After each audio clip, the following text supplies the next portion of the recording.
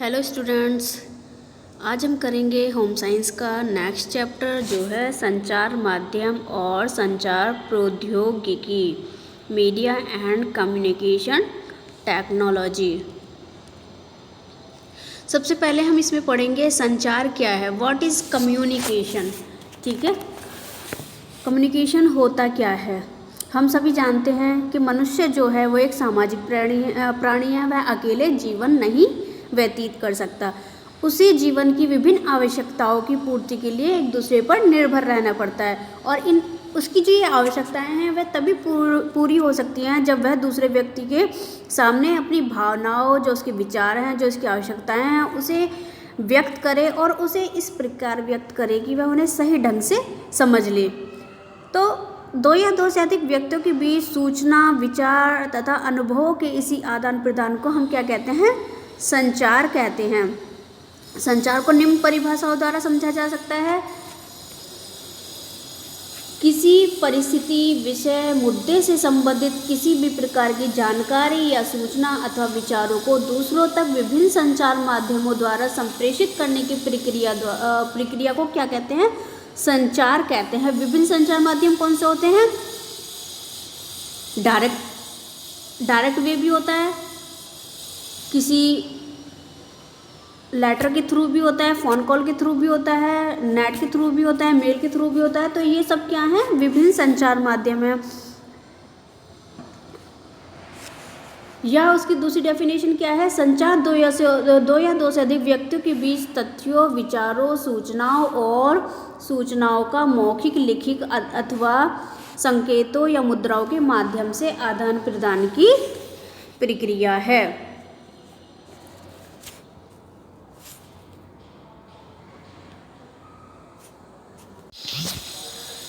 संचार जो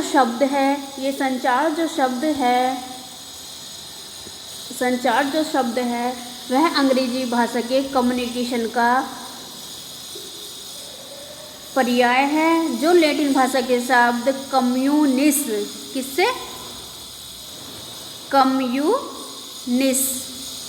से निकला है। इसका अर्थ है साधारण या सामान्य। इस संचार का या संप्रेषण का मुख्य उद्देश्य आपसी समझ व सहयोग स्थापित करना, ज्ञान शक्ति और बुद्धि के विकास को विस्तृत करना होता है। संचार प्रक्रिया में संदेश का होना आवश्यक है, जिसमें संदेश एक पक्ष से दूसरे पक्ष तक पहुंचाया जाता है। संचार के जो मुख्य तत्व हैं वो तीन होते हैं। ठीक है, संचार किस किस से होता है, उसके लिए तीन चीज़ें ज़रूरी होती हैं। एलिमेंट्स ऑफ कम्युनिकेशन कितने हैं? 3 हैं। उसमें सबसे पहले आता है प्रेषक। प्रेषक कौन होता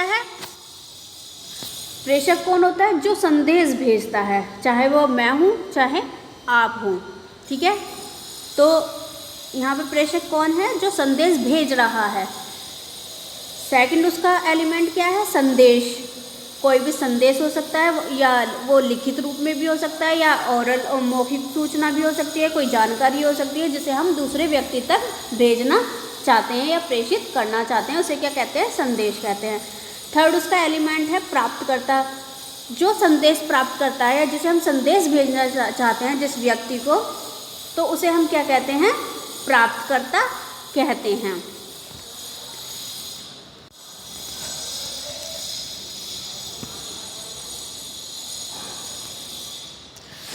नेक्स्ट है संचार का वर्गीकरण। संचार को स्तरों, प्रकारों, रूपों और माध्यमों के आधार पर निम्नलिखित रूपों में वर्गीकृत किया गया है। ठीक है, सबसे पहले आता है इसमें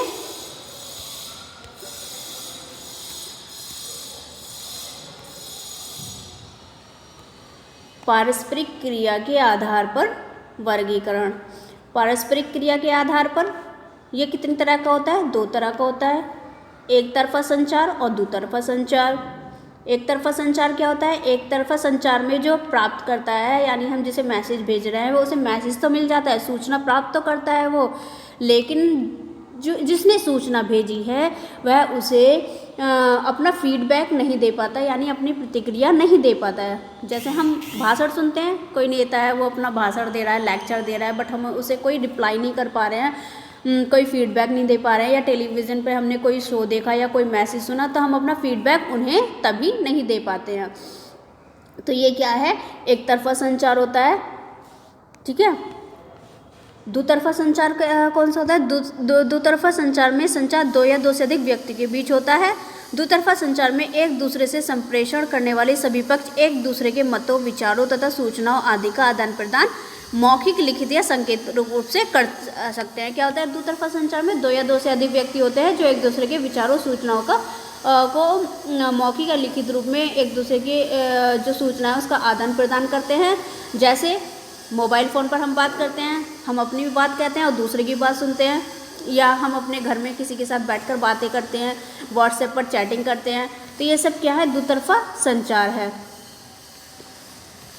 सेकंड जो इसका वर्गीकरण है वो है संचार के स्तरों के आधार पर वर्गीकरण। ये निम्नलिखित प्रकार का होता है।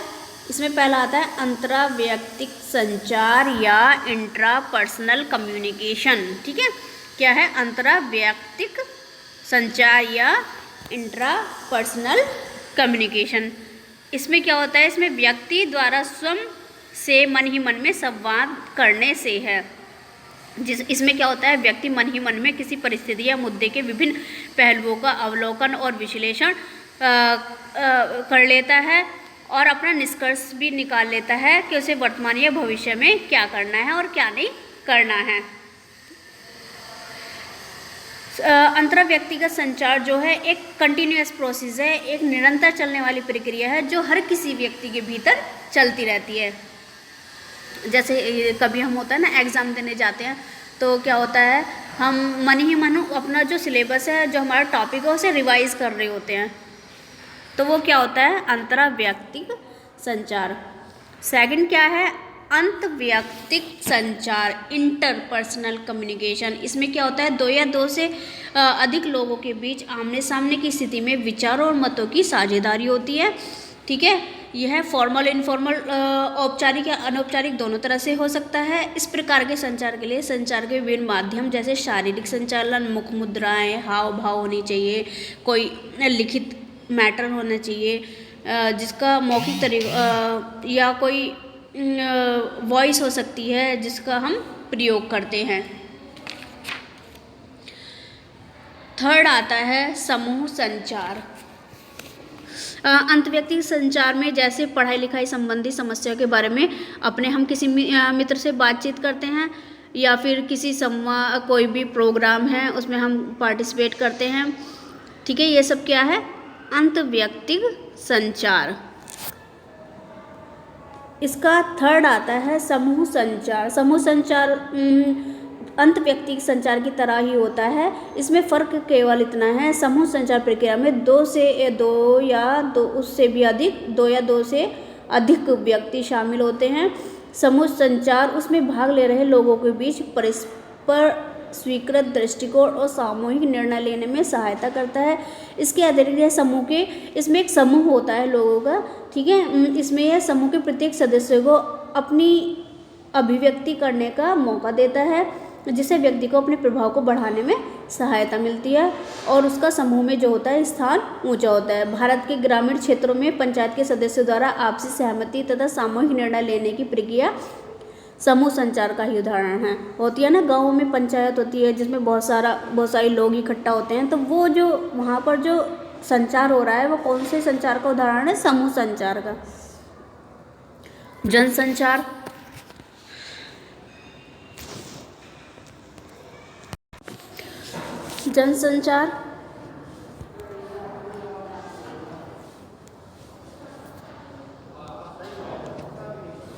जनसंचार जनसंचार क्या होता है? किसी डिवाइस का यूज़ करके, जो आजकल हमारी जो डिवाइस चल रही है, टेलीविज़न है, फ़ोन है, तो उन डिवाइस का उस यांत्रिक युक्ति की, किसी भी यांत्रिक युक्ति की सहायता से संदेश को अधिक से अधिक लोगों तक पहुंचाने की प्रक्रिया को क्या कहा जाता है? संचार कहा जाता है। जैसे रेडियो, टीवी, इंटरनेट, अखबार और पत्रिका इत्यादि जनसंचार के कुछ प्रसिद्ध तथा प्रचलित साधन और माध्यम हैं। अंतरासंस्था और संचार।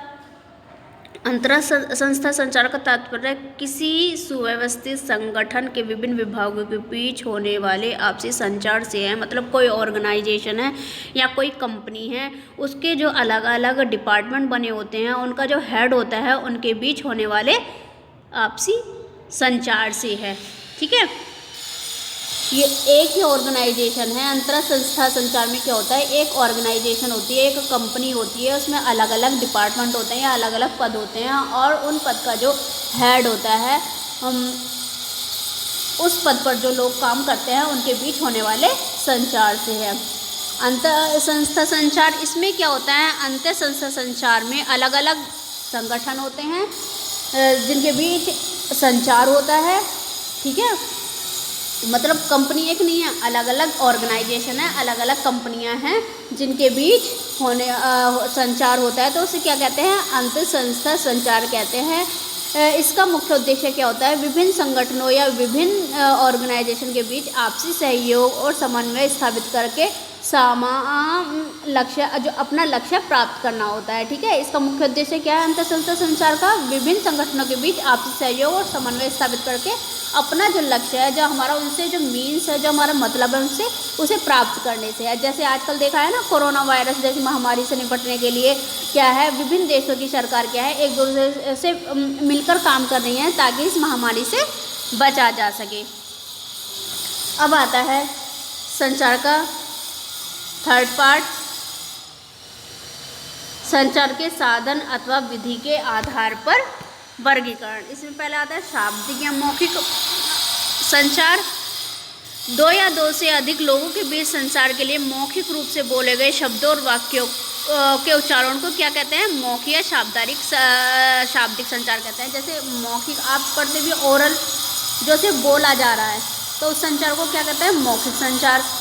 फिर है गैर शाब्दिक संचार। गैर शाब्दिक संचार का तात्पर्य उस संचार विधि से है जिसमें बिना शब्दों का प्रयोग किए मात्र शारीरिक हाव भाव एवं संकेतों इत्यादि के प्रयोग द्वारा दूसरों तक अपने संदेश या कोई भी जानकारी या कोई भी बात है उसे पहुंचाया जाता है। नेक्स्ट है एक से अधिक इंद्रियों से काम लेने के आधार पर वर्गीकरण। ठीक है, ये भी तीन तरह का होता है। इंद्रियां कौन सी होती है हमारी, देखना, सुनना, बोलना। ठीक है, ये सब क्या है, हमारी इंद्रियां हैं। उनके काम के आधार पर यहाँ पर ये वर्गीकरण किया गया है। ये तीन तरह का होता है। इसमें पहले आता है श्रव्य या विजुअल, और ऑडियो जो होती है, ऑडियो सुनने से है, श्रव्य यानी सुनना। इसमें कौन कौन से आ जाते हैं, जिस ऐसे संचार जिसमें हम सिर्फ क्या कर सकते हैं, सिर्फ सुनते हैं। तो इसमें क्या है, रेडियो या कोई सीडी प्लेयर हम बजा देते हैं या कोई रिकॉर्डिंग हम सुनते हैं, तो वो किस में आता है, श्रव्य संचार है, श्रव्य साधन है।